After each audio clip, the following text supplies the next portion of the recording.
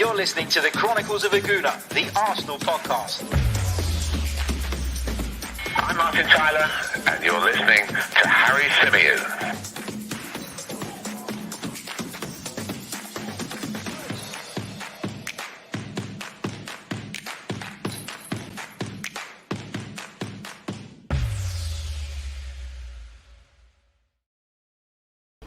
Hello and welcome back to the Chronicles of a Gooner, the Arsenal podcast, brought to you by 90 Min. As ever, I'm your host, Harry Symeou, and on this edition, we're going to be reflecting on Arsenal's 1-0 defeat to Spurs in the last of our pre-season friendlies. Arsenal travelled to the Tottenham Hotspur Stadium, or the shithole, depending on what you want to call it, for the last of their pre-season friendlies. As I say, it was part of the Mind series.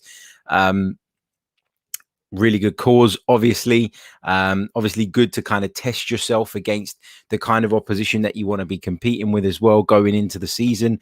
So I was actually quite, up for it. I was quite pleased that we were playing these types of fixtures. I know a lot of Arsenal fans were kind of sitting there going, why the hell are we meeting Spurs in a pre-season friendly? Why do we want to take on Spurs, just before the kind of curtain raises for the Premier League? And for me, it's a pre-season friendly, first of all. And yes, you never want to lose to that lot. I never, ever want to lose to them. But it's a preseason friendly. So everything I'm going to say on tonight's show has to be with the caveat of this is a preseason friendly. But there are some concerns, and we've talked about it over the last few days. We've talked a lot about Arsenal not necessarily being ready in terms of the transfer business that we've done so far and how we've improved the squad, but that it's not been enough as the Premier League is just around the corner. Brentford to come on Friday night. But I mean, it's, I don't even know where to begin on this one, because I actually thought that apart from the first sort of 10 minutes of the game in the first half anyway, Arsenal were the better side. I thought Arsenal started a little bit shaky. We tried to press high up the pitch on a couple of occasions, and we got ourselves caught out, dispossessed by Tottenham. They would bring the ball down the other end. They had a couple of opportunities. And then Arsenal just really grew into the game, I thought, and really settled and started to dictate the play, and were moving the ball around nicely. And Alexander Lacazette had a couple of moments. There was that brilliant ball from Kieran Tierney, wasn't there, from the left-hand side, getting forward the way he does so frequently. There was that shot from Lacazette from outside the box that hit the post. And I went into half-time kind of sitting there going, yeah, this isn't bad. This isn't bad. And we saw the side, it was Leno in goal. It was Bayer in at right back. It was Ben White alongside Pablo Mari with Kieran Tierney at left back. The midfield duo was Lokonga and Xhaka. And I was really interested, particularly, to see how those two guys would get on, because I'm not a massive fan of Mohamed Elneny. I don't think that Arsenal should start the season with Mohamed Elneny at the heart of their midfield. And I look at Albert Lokonga and I see what he brings to the table. And we've seen him in a few preseason games now. And I think we've seen enough to suggest that he is a little bit more mature than maybe I'd given him credit for when he first signed for the club. I think he's got a lot of really good qualities. I do think, and just like Adrian Clark said on the breakdown live, I do think that he is a little bit lightweight at times in the midfield at this stage, but I think he'll get used to that physicality and the level of physicality that the Premier League requires. And I think he'll develop very young as well. Then we moved further forward, and it was Aubameyang from the left again, with Lacazette through the middle, Pepe on the right, and Emile Smith-Rowe playing just off of Alexander Lacazette. But again, Aubameyang, as I talked about, a few days ago, being shoehorned into the side to play in that position, a position I don't necessarily think gets the best out of him anymore. I think Pierre-Emerick Aubameyang 2-3 years ago, marauding down that left-hand side with that incredible pace and that ability to exploit spaces was a real weapon. But I think as he's changing, he's obviously getting on a little bit in terms of years, not by normal standards, but by football standards, certainly. And you're looking at him and you wonder if he's still got that explosion of pace, if he's still got that ability to get away from people as easily as he once did. And you've got to say, he really doesn't look the same kind of player. I thought in the first half, there were a couple of moments where I looked at Aubameyang and I thought, right, that's better. More of that. We want to see more of that. from Pierre-Emerick Aubameyang.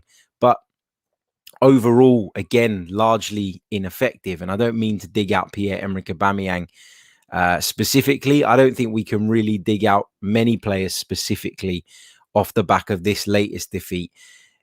I think the biggest concern for me here is that the season is less than a week away. And okay, the preseason results haven't been great. And as I always say, let's not read into them too much. Let's not pretend that they have any impact on our season, because they don't. You know, we've had years where we've had abysmal preseasons and we've gone on and won Premier League titles. By that same token, we've had years where we've had great preseasons and had a really poor finish in the Premier League. So it's really hard to kind of to stop yourself falling off of the edge when you're kind of complaining and criticizing a performance like that, because of the fact it was against Spurs. But I do think you got to wind it back a little bit. Having said that, I have got concerns now going into the season, you know, and it's not just about transfer business. It's about the things I'm seeing on the pitch from the players that we have. It's about the things that I'm seeing Arsenal do wrong every single time they take to the field. It's about that lack of cutting edge. It's about that inability to turn possession into clear-cut chances and then into goals. And I've seen a lot of people on social media talking about the fact that we need new strikers, the fact that we need to change the players that we have at our disposal. Lacazette, Aubameyang, obviously the two standout options.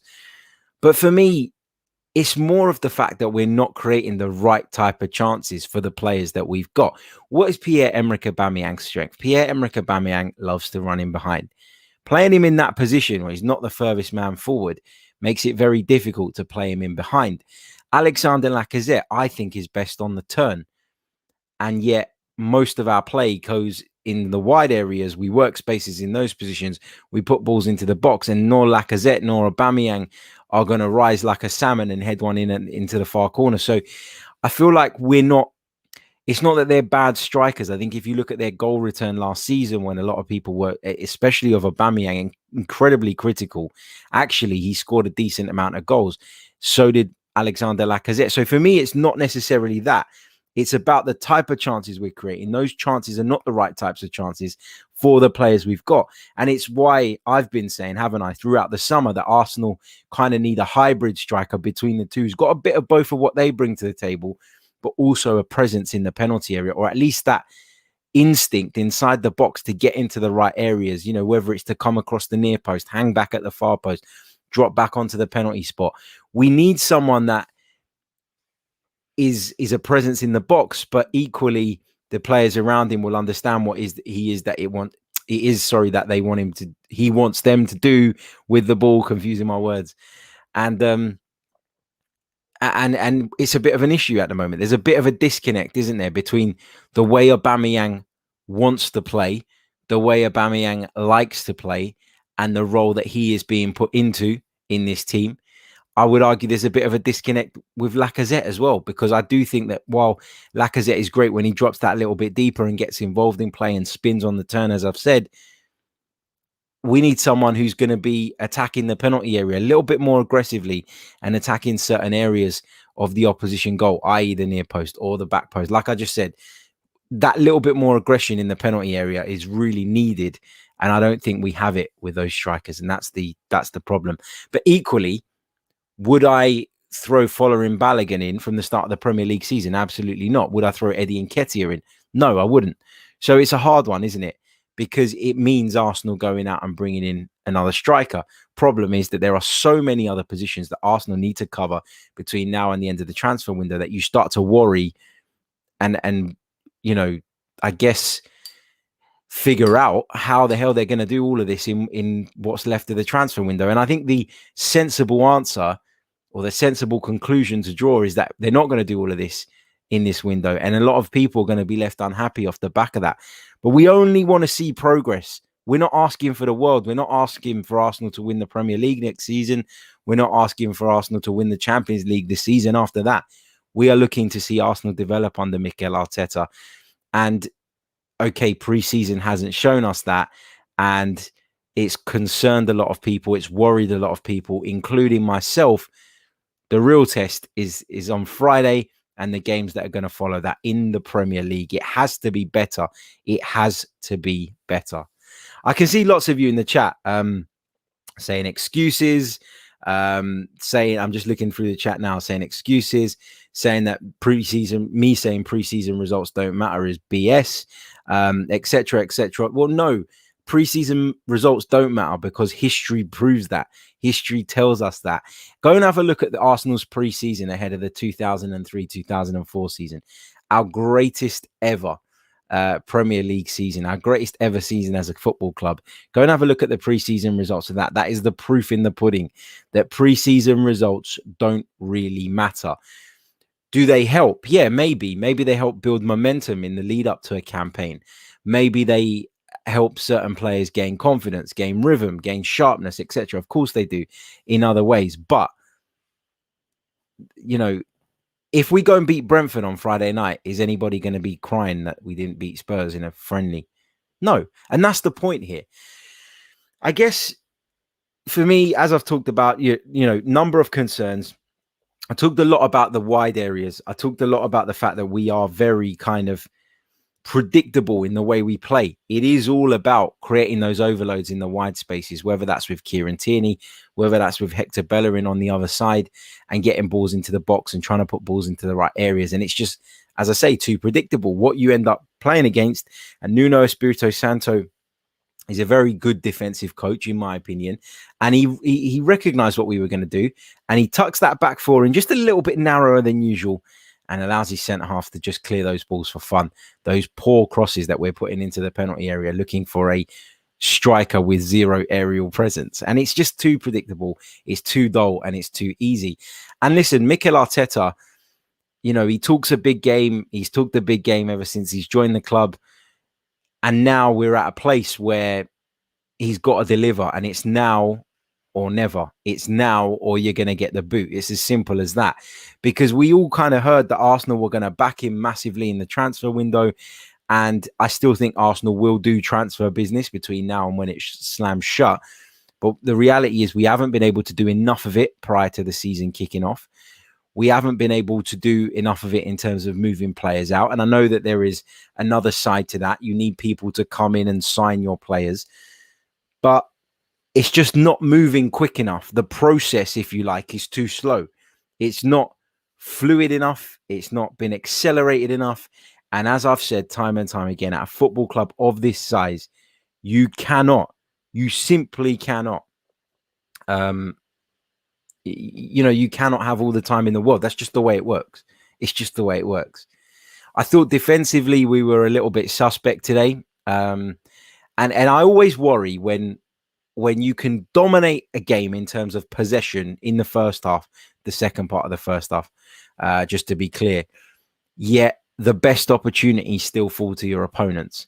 You know, Tottenham went incredibly close on a couple of occasions in that first period. They went close in the second period as well and eventually broke the deadlock. And all the while that Arsenal were looking comfortable, looking in control, playing quite high up the pitch, which is where we wanted to be, it was always Tottenham that looked the more threatening. And that was exactly what we were seeing throughout last season. We were seeing Arsenal take on opponents, dominate the ball, dominate possession, look as if they're fully in control, and bang, one lapse in concentration, one moment, and the opposition have scored.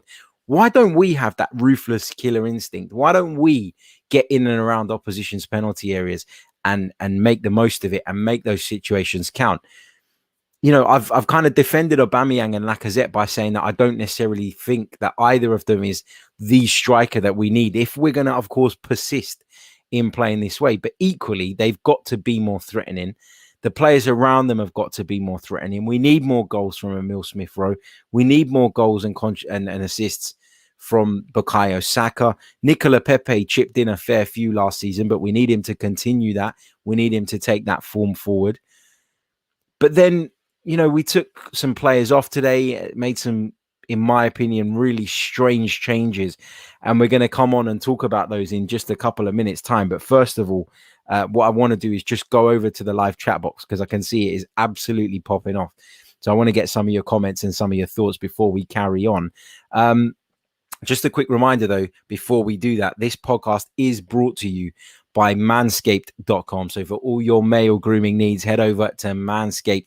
Check out all their fantastic products. I can tell you the Lawnmower 4.0 is one not to be missed. Get involved, get your nether regions sorted out, trim, lush, flush, looking good for the summer. And you can do that by using our discount code 90min20, which will save you 20% off and give you free worldwide shipping. What more could you want? Your partner will thank me. I promise you. Check it out, manscaped.com. And we thank them for their very, very kind sponsorship. Let's take on some of your questions. Let's take this one first from Side. It's a super chat. He says, Harry, do you think Emile Smith-Rowe is more like a winger plus playmaker? I think he's better on the left wing with Kieran Tierney. A lot of Arsenal fans have been talking quite openly on social media, I've seen over the last kind of week or so, sort of in response to the rumours linking us with James Maddison, that they were worried that Emile Smith-Rowe was going to get pushed out to a wide position. While I think I probably prefer him in a central position, I don't think he's bad from the left either. I think he can be actually quite effective there. I think the way he drives and carries the ball in field would create those spaces for somebody like Kieran Tierney. We saw it happen time and time again last season when, of course, the pair were fit and operating down the same side. I think there's a lot of good in Emile Smith-Rowe's game, and I think he can do that role, yes. I wouldn't be against moving him out to the left-hand side if it meant that Arsenal got in a top draw central attacking midfield player, because I think we are still lacking that. I think Smith-Rowe will go on to be one, but he isn't one just yet. And the problem where I've been talking about how Arsenal are too focused on playing down the flanks, and it's all the same pattern of play over and over and over again, and it's predictable, and we all know what's coming. I think having that player who can provide that spark and that imagination in a central area could be key this season in terms of improving Arsenal's fortunes, because, you know, I think that we're desperately crying out for something like that, someone like that. I think just touching on the defense quickly before we move on to another couple of comments, you know, Pablo Mari not looking entirely convincing at the moment. I've got to give credit where it's due to Ben White, because I thought Ben White had a good game for the period that he was on the pitch. Mostly, I think he made a couple of errors, but I think his reading of the game was really good. I thought he was confident in the way he was stepping out of the defense with the ball at his feet, kept us ticking in terms of our passing. So I was quite encouraged by what I saw from Ben White today, I have to say. So fair play to him on his full Arsenal debut. Let's take a couple more bits and pieces. Alex says, Harry, why is most of the blame directed at Arteta's door and not Edu's? I know both are at fault for their own mistakes, but Arteta simply cannot do anything with this group. Yeah, look, the issues at Arsenal Football Club run much deeper than one man. It's not just Mikel Arteta. Equally, it's not just Edu.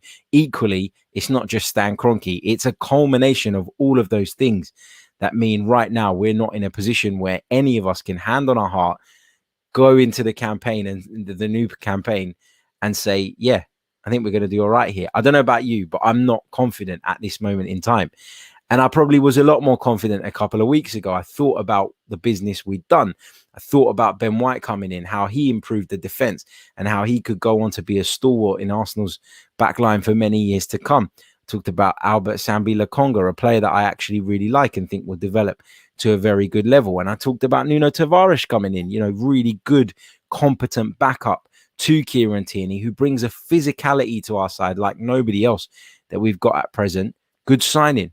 But it's not enough. And this is the thing, you know, Mike Stavrou said it on the show when we were talking about a week ago. He said, we haven't improved the first 11 enough. And that was absolutely spot on. That was absolutely 100% correct. And unless we're going to do that in the next week, you know, you're going to go into the new season not particularly optimistic. And I wouldn't blame you for that. All I'm saying, that because people always say that I make excuses for Arsenal. They never used to say that when Unai Emery was in charge, but they say it now.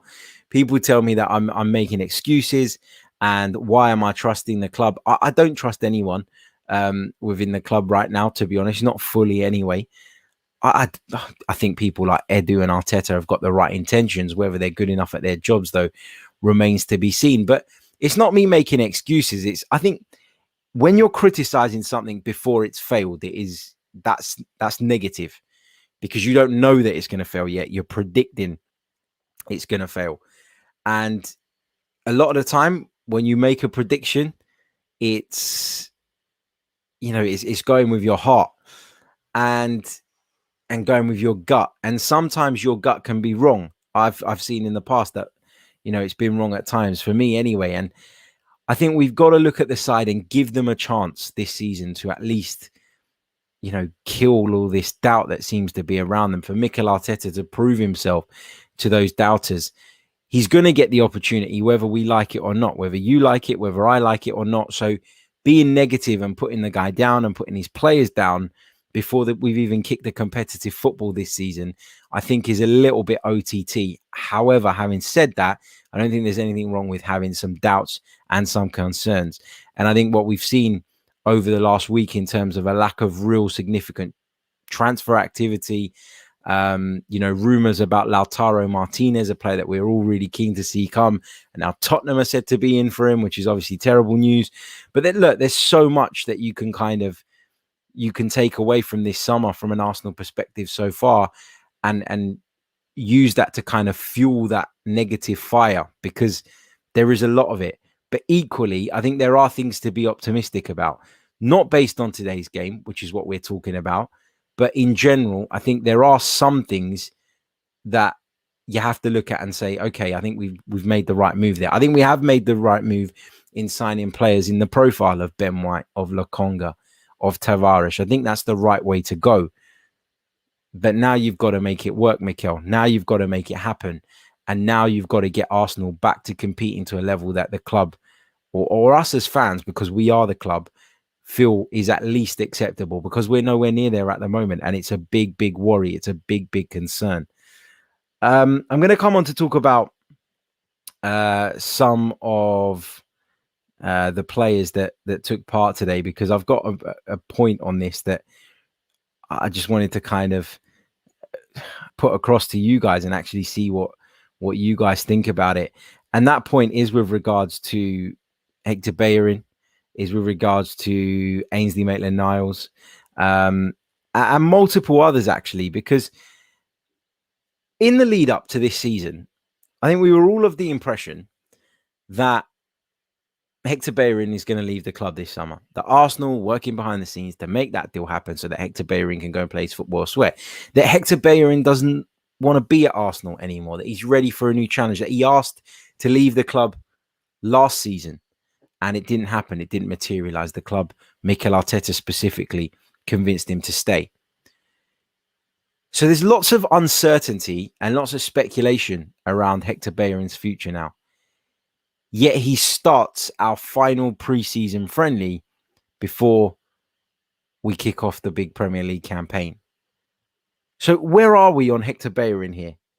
I'm confused as to what the club's stance is on Hector Bellerin. Is he the first choice right back again?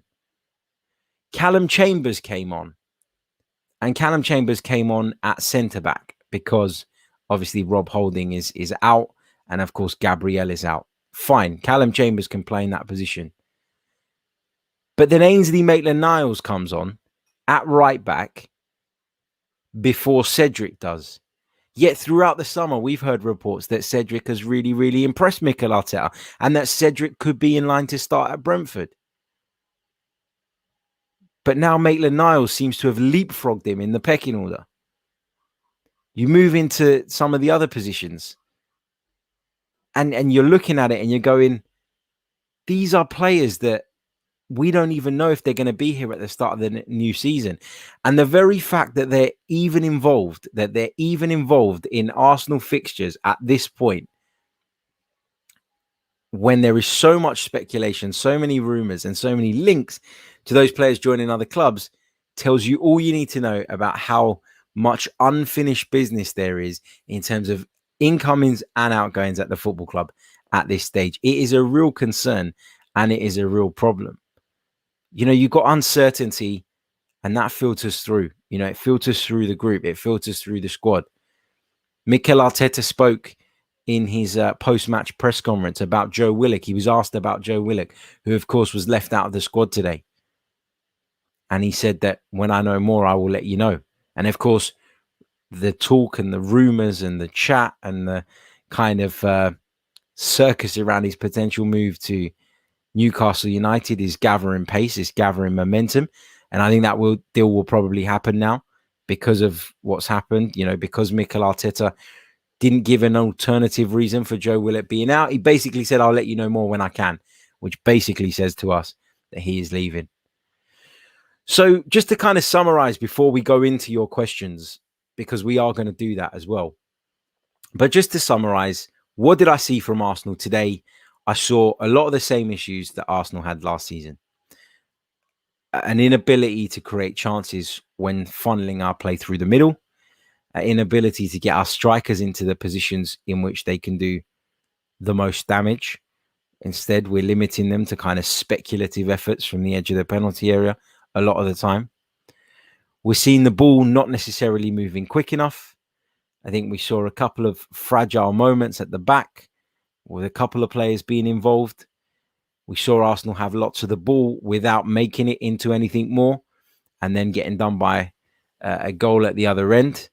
And fair play to Spurs, right? They deserved it on the balance of the entire fixture. But going in at half time, I was actually quite optimistic. Not completely satisfied, but quite positive, quite optimistic about the direction of travel. I thought Arsenal were a lot more aggressive in the way they as a team pushed up the pitch today. The way that Granit Xhaka's position was slightly more advanced to what it normally is said to me that Arsenal had been instructed to be a little bit more on the front foot in the way they played. And I don't think that that's necessarily a bad thing, but Spurs found it really easy to then pick us off. Because if you're going to play that way, if you're going to squeeze teams up, then that press has to be effective, has to be impactful. It has to win you the ball back to prevent your opponent simply bypassing you with a long ball over the top or playing their way around you. And Tottenham did that on a few occasions. And it makes me feel like when I look back at last season and Mikel Arteta was quite defensive and dropping people, sort of in front of that back line, for me, it wasn't the ideal approach, but you can see why he did it. He was trying to bring that greater defensive stability, and it worked to a degree because you've seen with this group, when we try and be that little bit more aggressive and push up, it just doesn't work. And just to Ras in the chat, who says, please stop lying, that team didn't have any aggression. When I say aggression, I'm talking about in terms of their positioning. I did say that aggression in terms of their positioning, i.e.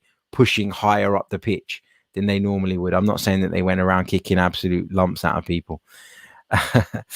So that's kind of my summary. It's frustrating, it's disappointing, it's always horrible to lose against Spurs. I think for me, the result is the least of my worries, though. I've got to be honest. The result is not my concern here. My concern is about how do Arsenal improve this team enough by the time this transfer window closes. In an ideal world, you'd like to have all your recruits in before the big kickoff, but that's not going to happen now.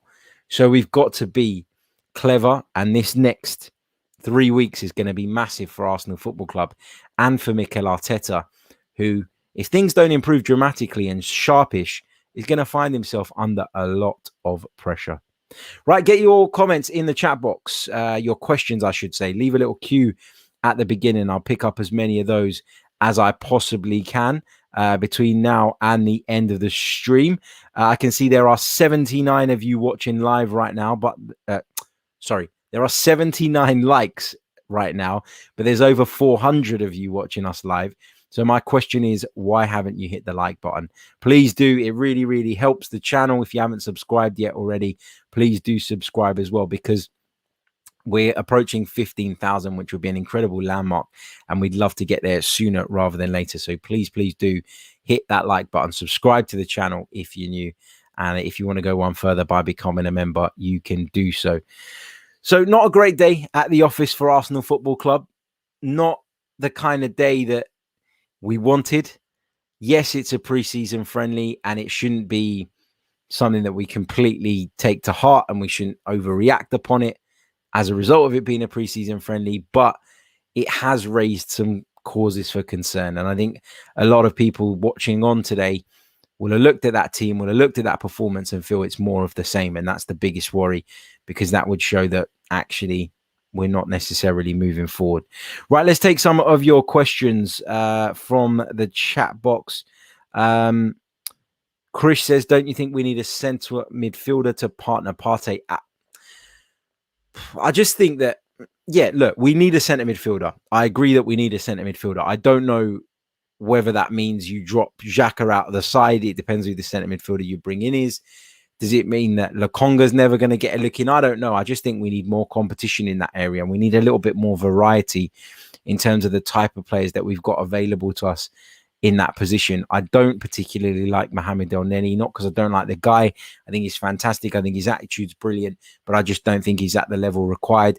Lokonga is someone who's a prospect and will develop and will only get better. And so I'm happy for us to stick with him. But I do think we need another experienced midfielder to come in, because as it stands, we're only one injury or one suspension away from having a really average midfield. And it's the most important area of the pitch, and you simply can't have that. Walad says, Harry, I don't care about the loss, but can you please tell me anything different from last year? The same defensive errors and no pattern of attack. Sorry, but Arteta is out of his depth. Very hard to disagree with you there, Walad. It is very hard to disagree with you. As I've already said, a lot of the same, and that's a big problem. It's a big concern. And, you can be sure that if we start the season in that vein, there'll be a lot of disgruntled Arsenal fans. There'll be a lot of voices calling for Mikel Arteta to be sacked. And if this season doesn't go well, we've got there's no European football to distract us. In theory, there's more time on the training ground for Mikel Arteta to embed his ideas, to get his ideas and thoughts across. And his coaching really needs to show now, because, the longer this transfer window goes on, the more we're starting to worry about whether we're actually going to be able to get those top caliber sort of recruits in. And if we don't, then we're going to be heavily reliant on Mikel Arteta getting his tactics right from week to week and bringing it and sort of getting the most out of the players that he currently has. Tom Walter says, I used to feel crap after a game. Now I just feel sorry for all the Arsenal YouTubers that have to put up with the negativity. Leon Dyer says, Harry, why does the club seem to treat the fans like idiots? Yeah, there is a bit of that for sure. You're looking at it and you're hearing what the club are saying, the noises that the club are making. Of course, Charles Watts reported that the club are telling people or urging people not to judge them until the end of the window. Or they're talking a big game, a bit like Mikel Arteta, so they're going to need to deliver. And the longer this transfer window goes on, and the more we get linked to players, and then we hear of those links disappearing and fading away, and maybe contract talks or negotiations with the particular clubs are breaking down, the more frustrated people are getting, and the more unrealistic it is probably to believe that Arsenal are going to get all the business they need to get done. Junior Gunner says, the mood around the club stinks. The fans are fed up. I feel like the negativity around us will translate into poor performances, and these gutless players don't have it in them to turn it around. What else have we got here? Nicomo says, who do we get if Arteta gets fired? I'm not sure any top manager will want this poison chalice of a team and club. It's hard because I don't think we should speculate on who would come in until Mikel Arteta is gone. And not because I don't think, you're within your rights to want him gone or want him replaced, but just because the market can change dramatically, can't it? You can often find certain managers become available because things maybe haven't gone the way they had hoped at a certain club or for any number of reasons, really. And you can sometimes be presented with an opportunity that you feel would be right for your football club. So it's a bit difficult to name names and name specifics at this point. Mikel Arteta is still in charge.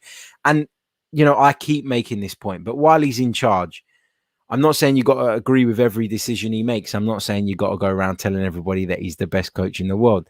But I do think that, especially if you're attending the games, if you're in the stadiums, I do think that you have a responsibility to get behind the team as a supporter. I genuinely do. And you can slag X, Y, and Z off on your way home or in the pub afterwards. But you need to, when you're in the ground, be behind these players, support them and show them the love, because they're in a difficult place. They're navigating Arsenal for a really difficult time, or trying to anyway.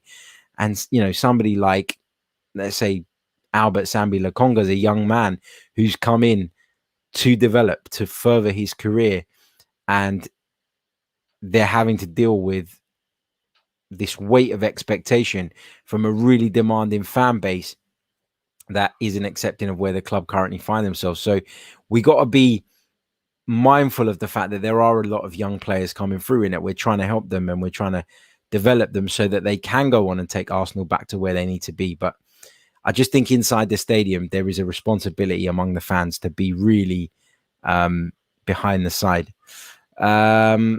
After the game, you can slag them off. Before the game, you can slag them off, of course. But I think during the game, we need to. Chris McD says, do you think Arteta can see the issues that we all see? It really doesn't seem like it. It's like a parent protecting their child, even though their child is bad. Yeah, it does feel a little bit like that at times, doesn't it? It does. And even Mikel Arteta's biggest fan would have to admit that. There have been many moments, I think, over the course of his tenure where we've looked at him and gone, really? Do you really believe that? Or are you just saying that publicly? Do you really feel like we were the better team every single week, even when we don't win games, even when teams outplay us? Well, we've been in games where we've conceded 2-3 goals and Mikel Arteta has come out and said that we were the better team. And it's a little bit like, come on, we weren't born yesterday. And, who are you kidding? Let's see what else we've got in the chat box. Rattle says Wenger really did screw this team up and it's hard to make this team work. Incredibly harsh, in my opinion, to still be pinning this on Arsene Wenger. Did he make mistakes? Yes, he did. But Arsenal are the football club they are today, size-wise, because of Arsene Wenger. Arsenal are a global football club because of Arsene Wenger. They weren't before. Yes, people had an interest in English Premier League from other countries, but it wasn't until Arsene Wenger came in that the club went to a whole new level. And even the biggest George Graham fans and all of that will have to agree with that because it was just a different time. Arsenal are a juggernaut in football because of the success that we had over Arsene Wenger's 22-year period. A lot of it was in the first half of that tenure. Yes, agreed. But that success and that brand of football is why Arsenal was seen as the club that they're seen by so many in Europe at the moment. So, yes, he did make some mistakes, and some of those mistakes are still in our squad. But to pin it all on Arsene Wenger, I think is massively OTT. What else have we got here? This one from Izzy. I'll take this one as the final question. Would you shift Pepe out if an offer of around 25 million came in? I certainly would. Every time he's on the pitch, his transfer epitomizes everything that went wrong over the last couple of years. No, I wouldn't. I wouldn't shift him out because I actually think he's going to come good this season. I really do. I'm really confident that we're going to see more from him this time around. I think in the second half of last season, we saw a lot more from Nicola Pepe, a lot more of what we'd hoped we'd see when we broke the bank to sign him. The fee was over the top. We all know that now. We all know that it was crazy money. We all know that we overpaid. But I thought towards the back end of last season, he was one of our better players, and I expect him to push on. If he doesn't push on, I'm going to be bitterly disappointed, and I think we then have to consider maybe where we are with Nicolas Pepe. But, if Nicolas Pepe can replicate the form he showed at the back end of last season, then why would you want to move him out for a price of like £25 million? It's going to cost you double that, maybe even more, to bring in a player who produces the same outputs in terms of goals and assists that Nicolas Pepe does. And I just think there are way more priorities, way more important areas or positions in which we need to prioritize. So, yeah. No, I'd keep hold of him. I don't think he's a problem at the moment. You know what? I'm going to take one more question. Let's see what we've got here. There's lots in the chat box. So I'm trying to pick one that's maybe a little bit different to some of the stuff we've already discussed. Let's take this one from Charlie. Just joined late to the party after that performance. What is more urgent, a central midfielder or a striker look lacking big time up top? I think it's both, Charlie. I think it's both. And that's why it's such a big worry and a big concern, because I think you look at the strikers that we've got and they are decent strikers. You know, you got a 50 and a 60 million pound striker there, both of whom scored at least 15 goals each last season, and who, in my opinion, just we're not getting the best out of them. I think we're getting more out of Lacazette, though, having said that, than we are of Aubameyang. I think Lacazette's season last season was probably his best in an Arsenal shirt, with Mikel Arteta obviously at the helm. But there's still something about Lacazette that is missing for me, and that is that little bit of a killer instinct inside and around the penalty area. He's brilliant with all the link-up play, and every now and again you'll see him rifle one in at the near post into the roof of the net, leaving the goalkeeper helpless. But we don't see enough of that ruthlessness from Alexander Lacazette over the course of an entire season for him to kind of fire us into the top four or be a big key part in that. Aubameyang, we know he can score goals. He's done it throughout his career, but he's been shoehorned into a side at the moment, and we're not getting the best out of him. And I just think when you look at those two players, they're good players, but are they the right fit for the way we're trying to play? Are they the right fit for the patterns of play and the build-up style that Mikel Arteta's clearly tried to embed into this team? And I would argue they're not. And sometimes you try and put square pegs in round holes, it just don't work.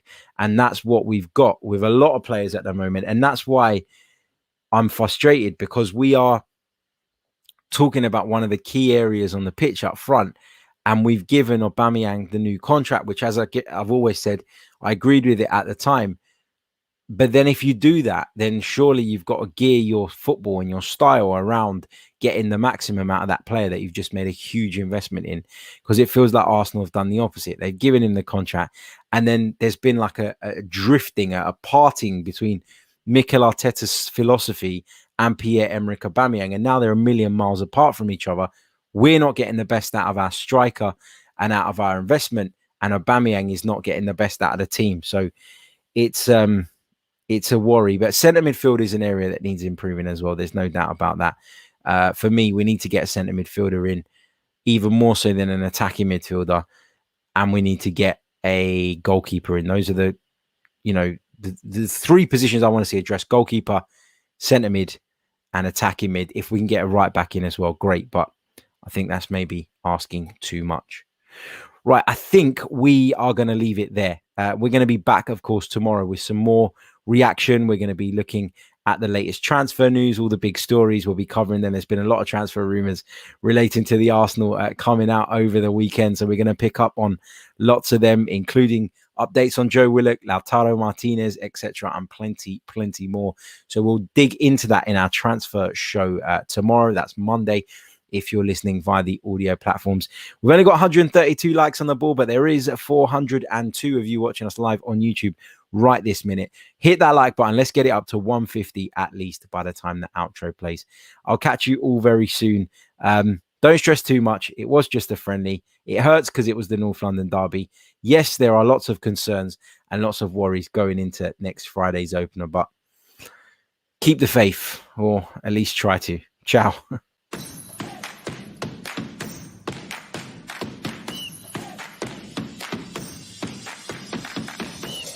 You're listening to the Chronicles of a Gooner, the Arsenal podcast.